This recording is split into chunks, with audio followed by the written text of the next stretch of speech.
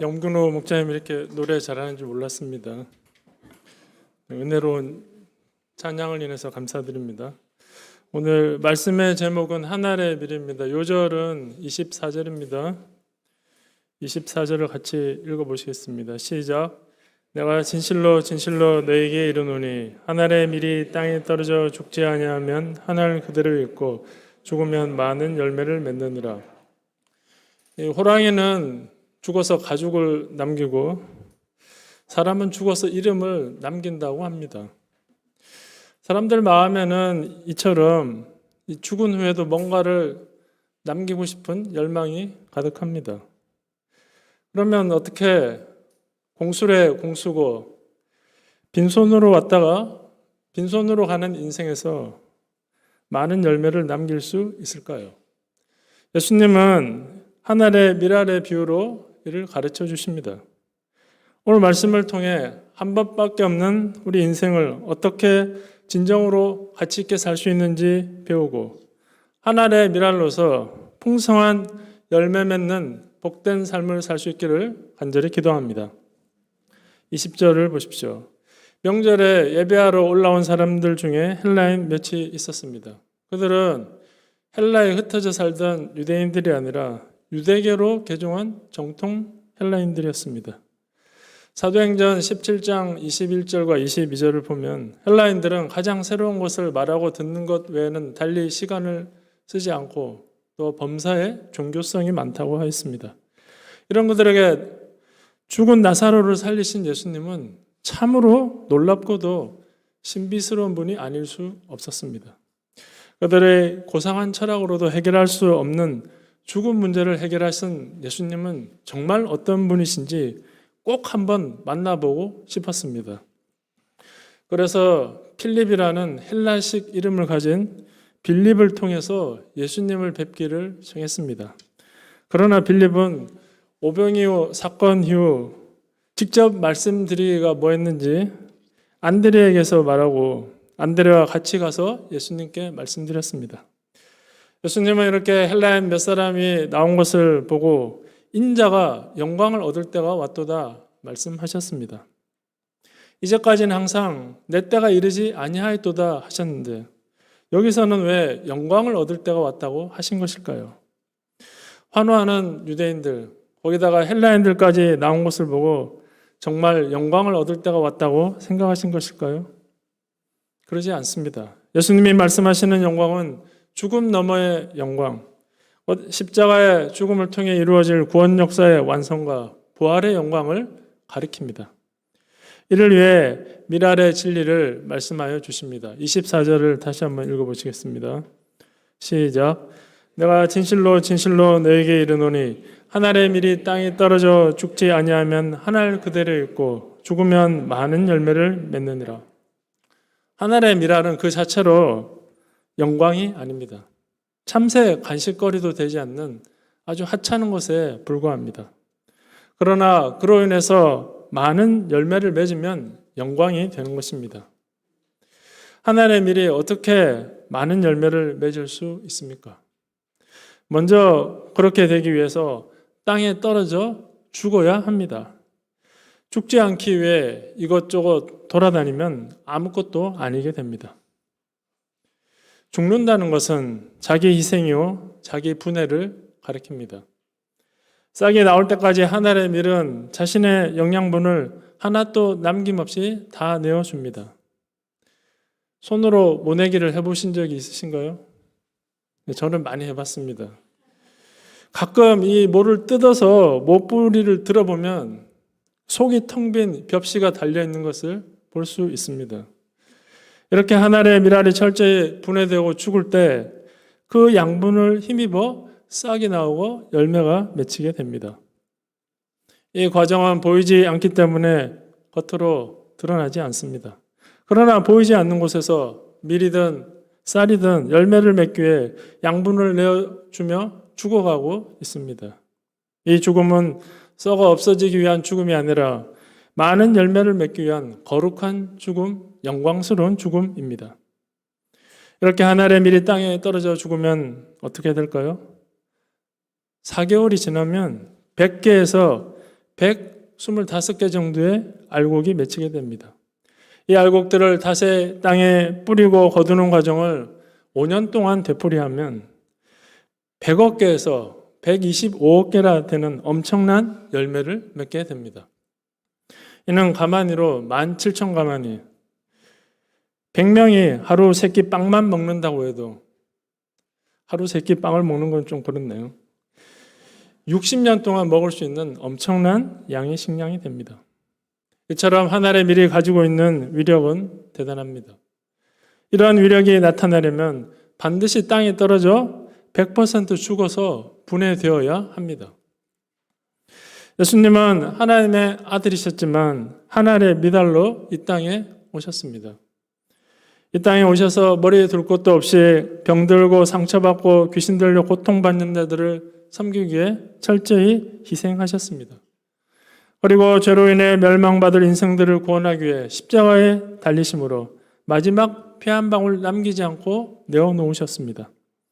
예수님의 이 거룩한 죽음으로 말미암아 수많은 사람이 구원을 받고 생명의 열매로 맺히게 되었습니다. 죄인들에게 생명을 주시기 위해 자신을 버리시고 온전히 죽으신 하나님의 미랄 예수님께 감사와 찬송을 돌려드립니다. 우리도 이 예수님을 본받아 하늘에 썩는 미랄로 자신을 들여서 많은 열매를 맺는 복된 삶을 살 수 있기를 간절히 기도합니다. 호주에서 우리나라에 파송한 최초의 선교사는 조셉 헨리 데이비스였습니다. 그는 누나 메리와 함께 1889년 10월 2일 서울에 도착했습니다. 그러나 그는 선교사가 한 명도 없는 곳에 가고자 결심하고 5개월 후에 부산으로 떠났습니다.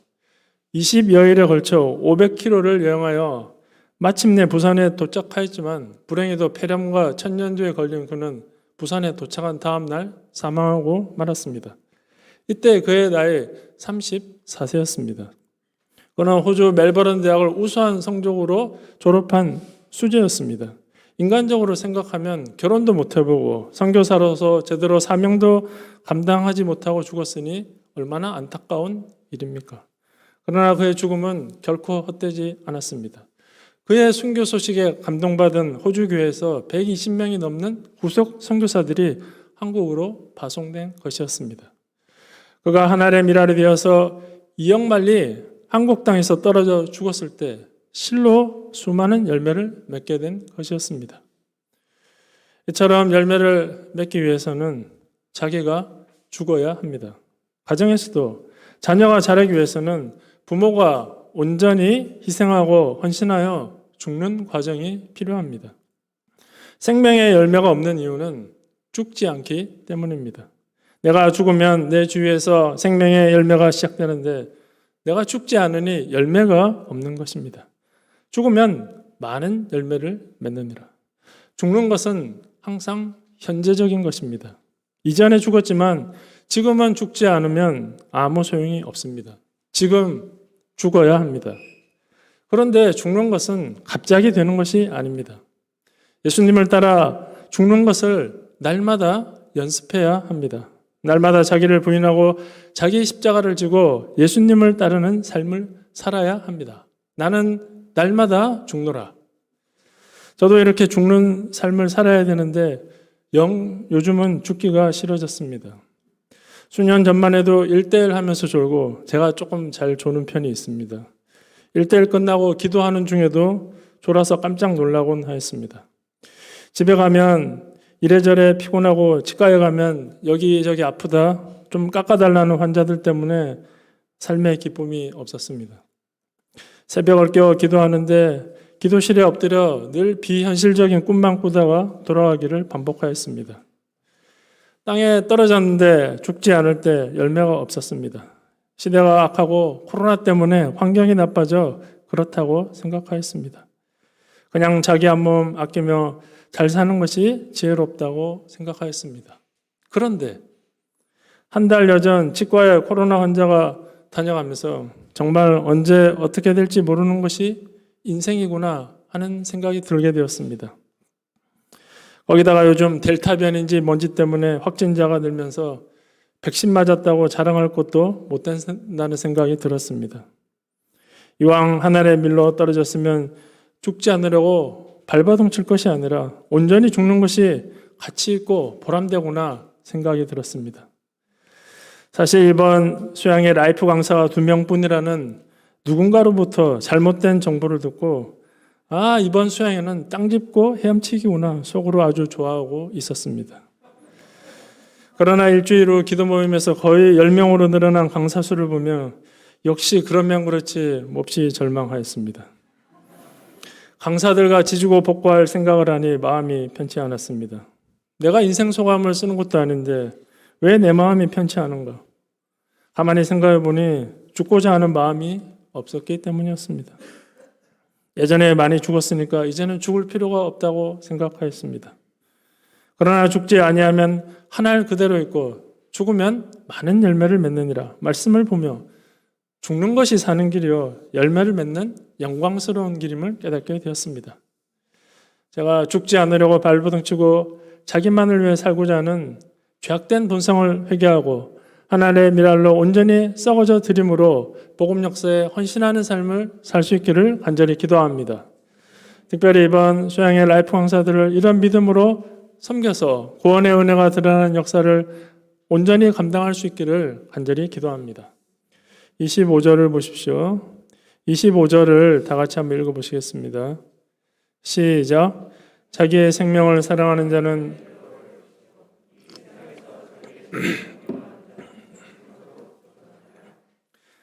자기 생명을 사랑하는 자는 자기만을 위해 자기 중심적으로 사는 자를 가리킵니다.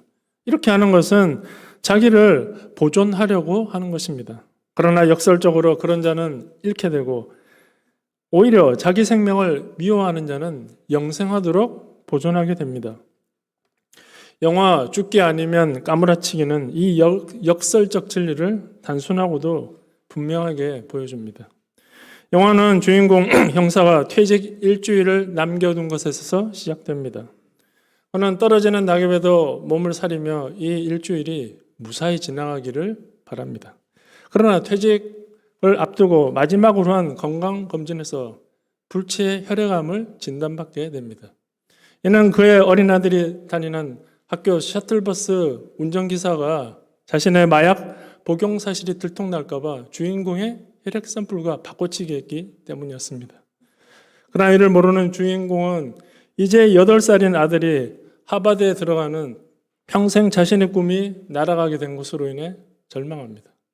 설상가상 꿈에서 아들이 하버드에 합격했지만 자신의 죽음으로 등록금을 낼 돈이 없다고 말하는 아내의 말을 듣고 소스라치게 놀라서 꿈에서 깹니다.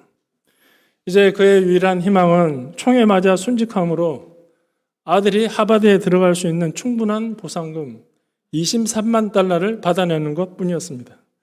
이때부터 주인공은 며칠 안 남은 퇴직을 남겨두고 총에 맞아 죽기에 많은 사람들의 만류에도 불구하고 강력 범죄 현장으로 달려나갑니다. 매일 팔이 부러지고 다리를 다치는 큰 부상을 입지만 강력범들을 체포하여 표창장을 받게 됩니다.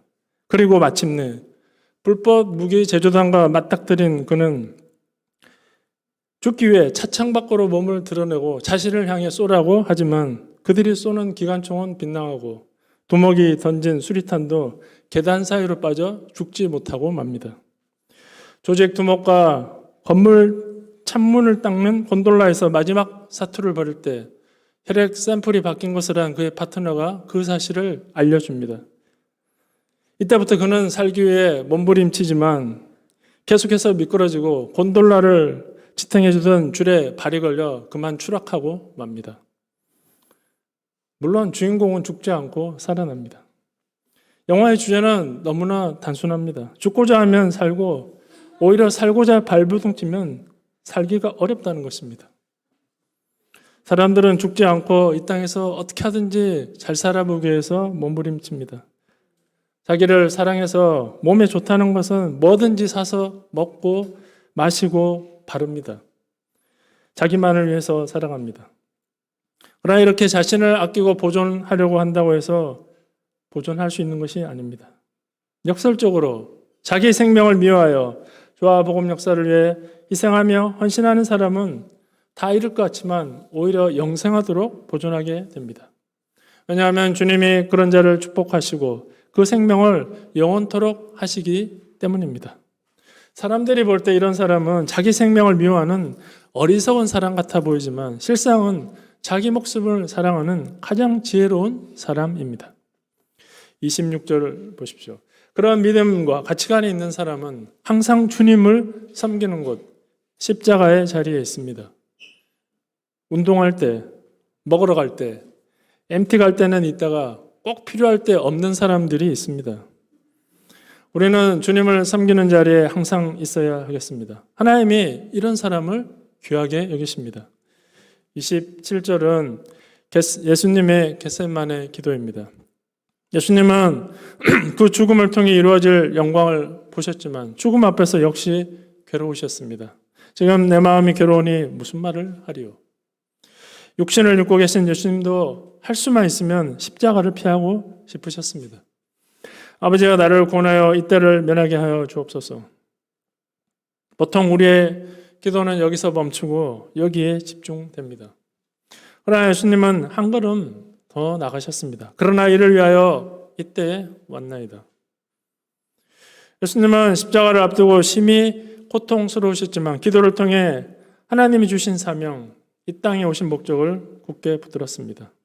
그리고 그것을 감당할 수 있도록 기도하셨습니다. 세상에 십자가 체질은 없습니다.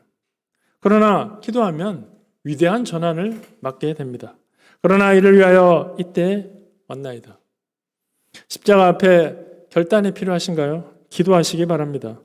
하나님이 도와주실 것입니다. 요즘 이마테오 형제님을 인해서 하나님께 감사드리게 됩니다. 꼭 저랑 말씀 공부해서가 아니라 이번에 십자가 메시지를 맡았는데 이를 어찌하든지 감당하고자 하는 자세로 인해 감사드리게 됩니다. 정말 불과 몇 년, 한 2년 전만 해도 좀 언제 어른스러워질까 늘 노심초사했는데 결단하고 십자가를 지고자 하니 감사드리게 됩니다. 십자가는 이처럼 고통스럽지만 나를 살리고 나를 성숙하게 하는 영적 통로입니다. 28절을 보십시오. 28절을 다 같이 읽어보시겠습니다. 시작.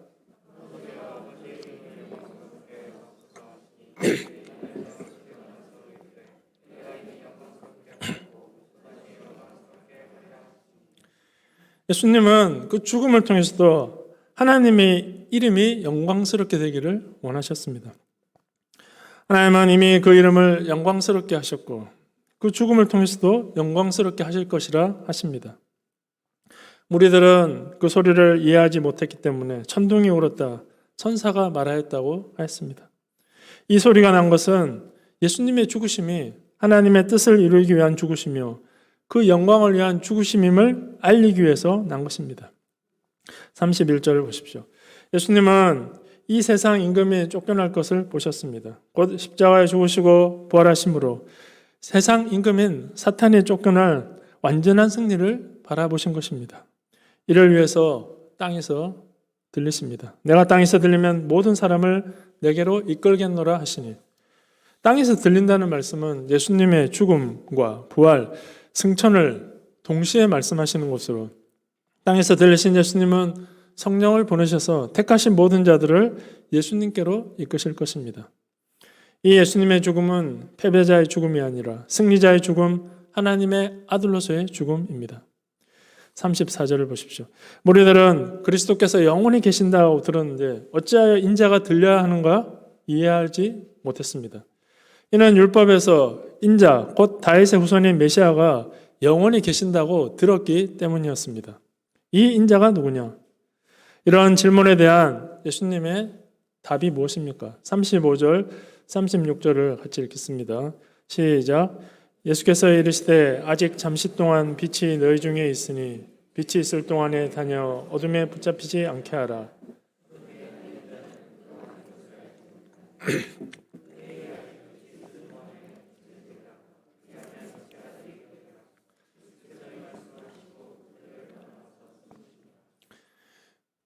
요한복음에서 빛은 예수님을 가리키고 어둠은 불신과 무지, 죄악을 상징합니다.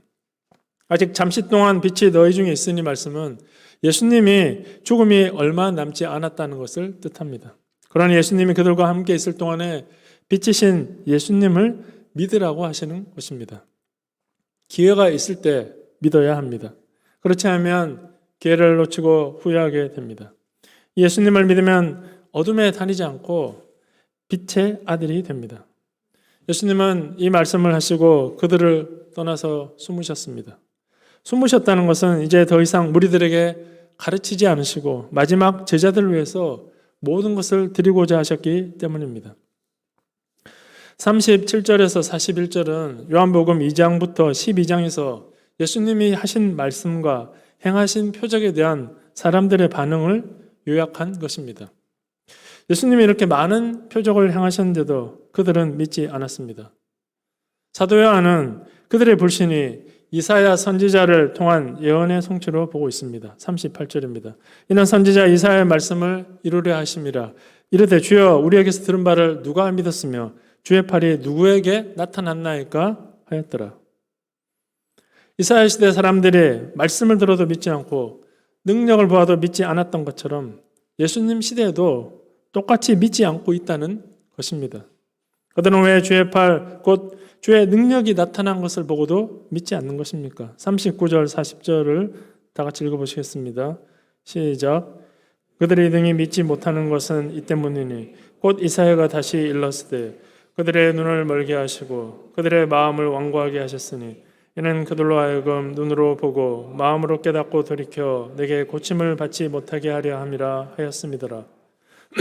하나님이 그들의 눈을 멀게 하시고 마음을 완고하게 하셨다는 것은 그들이 믿기를 거부하니까 그 마음에 정력대로 내버려 두신 것을 의미합니다.